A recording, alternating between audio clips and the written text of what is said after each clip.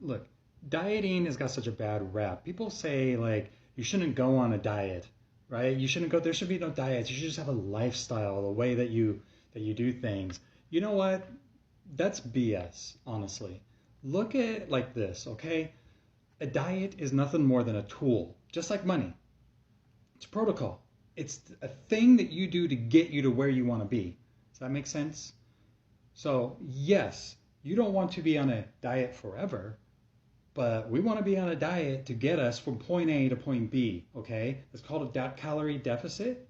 And the way we do that is in different ways. Low carb is typically the easiest that I have found, especially for people who don't like exercise. If you love exercising, if you like counting calories, you might not have to do the whole low carb diet thing. If you're like, oh, you know what? I'm not in love with exercise. I'm not in love with counting calories. Low carb is probably the best way to do it then. But to say that there's no such thing as diet, there should be no diets. Don't say, no, no, no. That's crap. Okay? There is a diet. There's a protocol to get you from point A to point B where you want to be. Once you're at point B, yes, then you transition to your lifestyle. Okay? Can you have some potatoes? You've done the work. Can you have a little bit of rice? Don't overeat. Don't go back to the way you were. Don't eat pizza every night for dinner. Don't have McDonald's every single day, right? But you don't have to be on a diet protocol forever necessarily. So think of it like that. Like I think that looking at a diet as something like, oh, this is just a lifestyle right from the beginning can be a little disempowering because you might then look at it like, this is what I always have to do. This is how it always has to be. And it's like, no, no, you don't always have to be this strict.